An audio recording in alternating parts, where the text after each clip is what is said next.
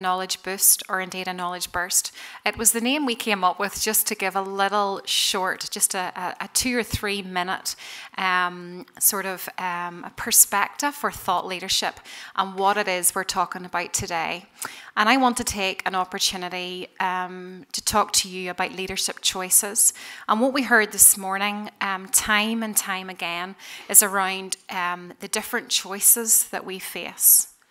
And I want to tell you today about a choice I believe is critical as we navigate the disruption and the change and the challenge that happens.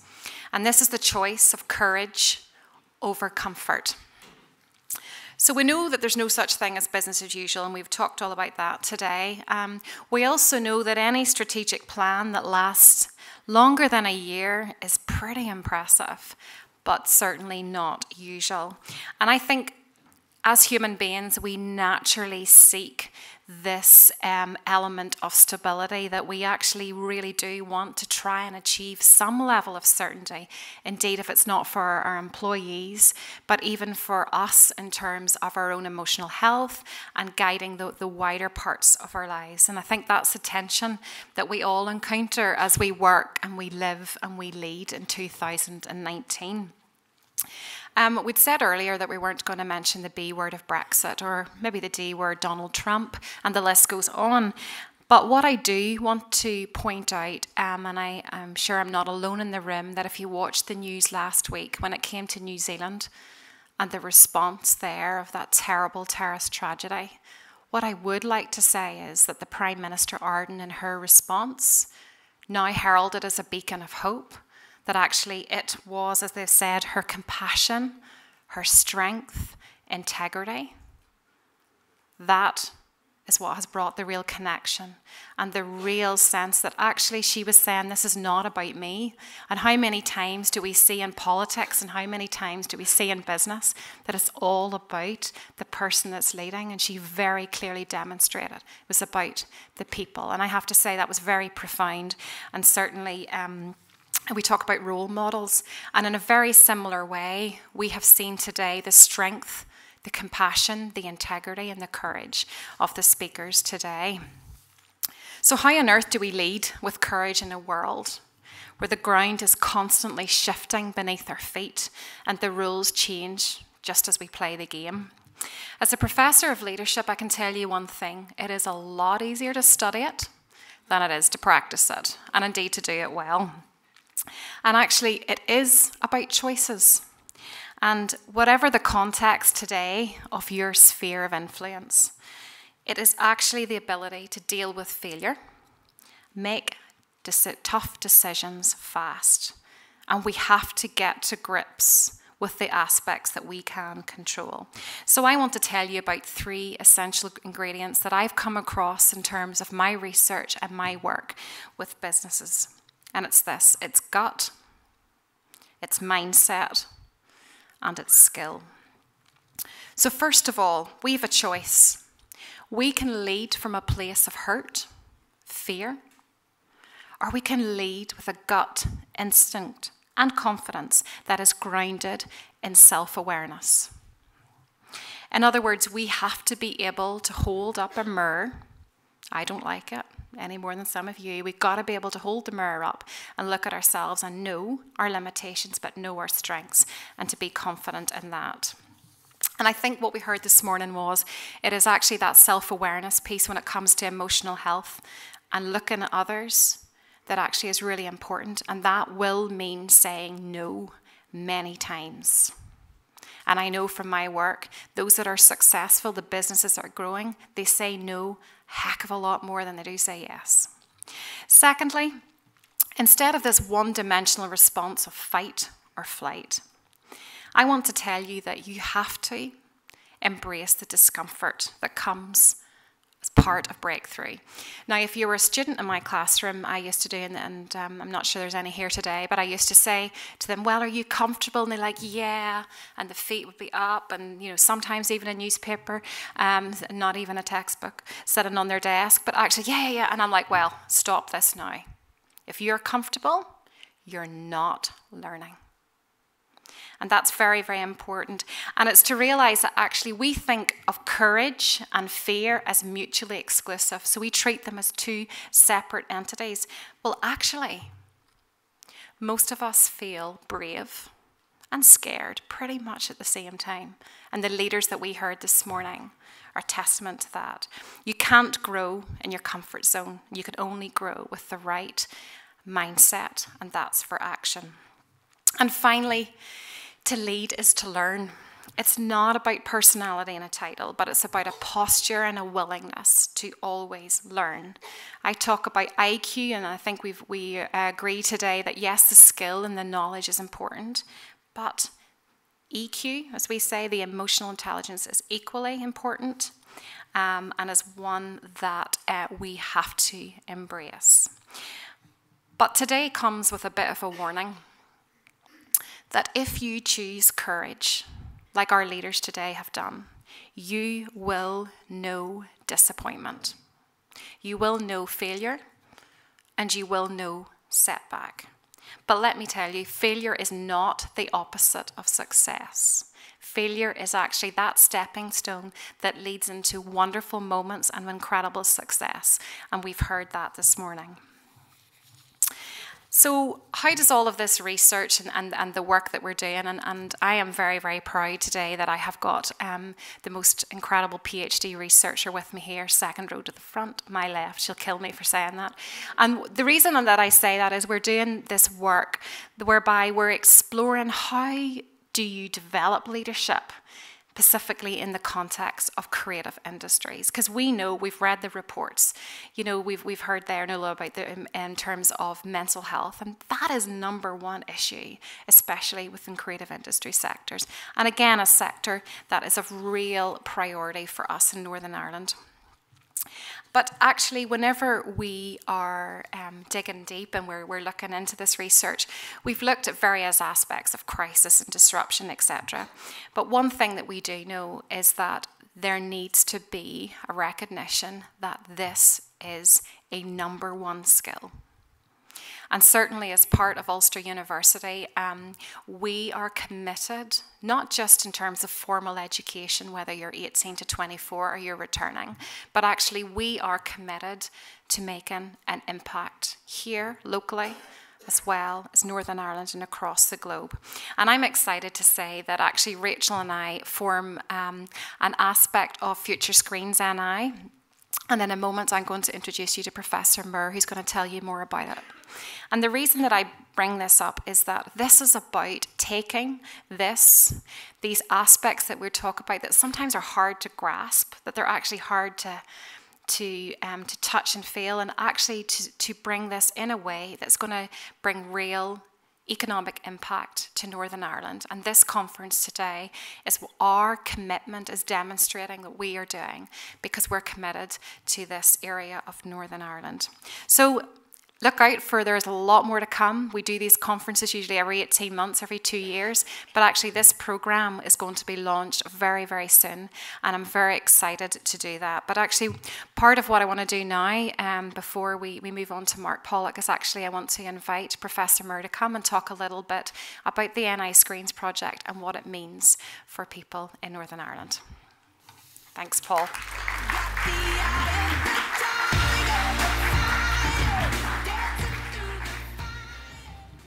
Thank you, Karise. Good afternoon, everyone. I'm absolutely delighted to be here, but as I keep saying at these things that I attend, at my age, I'm delighted to be anywhere. I am Director of Future Screens NI, and I suppose by way of transparency, I ought to get my leadership qualities out of the way right away. And I'm taking this from a mantra that we've developed within Future Screens NI, and it was put out by colleague Professor Anthony Lilly at his inaugural a couple of weeks ago. We lead by making it up as we go along. And that actually is quite a serious point, because it's what we do within the creative industries. We know what the goal is, but we have absolutely no idea how we're going to get there. Future Screens NI is one of 9 clusters across the UK that are funded by the UK Industrial Strategies through the Arts, Humanities and Research Council. And areas we're asked to make a bid: universities, in conjunction with partners in the industry. We and Queen's and the industry partners in this region put a bid in. I'm absolutely delighted that we had the privilege of leading that and that I have the privilege of being director of it. But we think that the partnership is unique in that it is a flat, totally non-hierarchical partnership between ourselves and Queen's and the industry. The industry are the key part. The universities can only take 10% of the overall funding, which is 13 million, to fund the creative industries and to drive the creative industries over the next 4 years. Our mission is very limited. We're going to make this the strongest performing screen industry outside of London. Limited kind of ambition. We've got to deliver 10,000 new jobs in the creative industries and try and grow the gross value added in the sector by £500 million. At the moment, it's worth 1.2 billion to the Northern Irish economy, the creative industries. And we want to start at least 30 startups within that 5 years. We're working with people like NI Screen, Causeway Enterprise are one of our key partners, BBC, RTE, and so on. We very deliberately called it Future Screens because for me, the future is a much less scary place than the past. And most of us living in Northern Ireland can say that with some authority. The future is much more interesting because you can make it yourself. And we have the ability within this region, particularly within the creative industries, to do that without any trouble at all. We spent a very long time in the bid talking to the industries and what they wanted. And there are a number of things they needed, like agility and access to finance, obviously. And we've built all of that in. But one of the things they continually kept saying was that they wanted help with leadership. My great colleague, Frank Lyons, who's in the audience, spent many hours since he was in charge with partnerships and still is, talking to those partners and what they really wanted. And what became apparent was that many, many companies in Northern Ireland do very well and make a very good living. And I was really interested in what Fionnuala was saying from Dog Ears. And they make a good living. The problem with that is that they don't want to take a risk. They don't want to go to the next level, if you like, which might promote the industry and take it to the next level.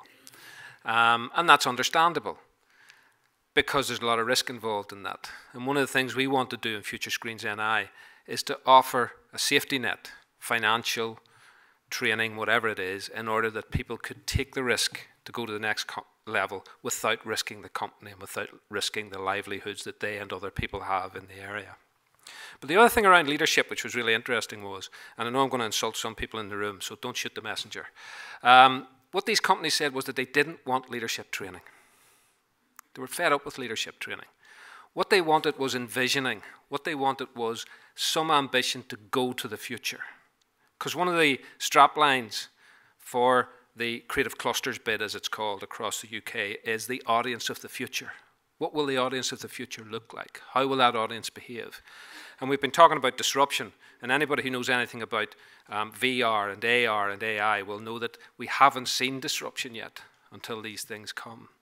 So they wanted some way in which we could envision. And what I wanted to set out today was a follow-up, if you like, to this prestigious event and where we might go next. I was lucky enough over this last year to be introduced to a guy called Alex McDowell. Those of you who are cinema freaks will know that Alex McDowell was the creative designer behind Minority Report, the movie. After he made Minority Report, he was asked by George Lucas, and it's wonderful saying these names, isn't it? He was asked by George Lucas to set up a unit in Los Angeles, which would try and measure out and help communities get to the future and how that might happen. The reason for that was that Alex and his team managed to be able to predict almost to the letter what is going to happen over the next 30 to 50 years. If you think about Minority Report, one of the questions that they were asked in Minority Report was, how does Tom Cruise get to work in the mornings in this piece set in the future? And you can see how the process was in them getting there. They went out and talked to various companies. They looked at the data that was available. And what they decided was that he would probably be going there in driverless cars. How stupid was that? 15 years ago.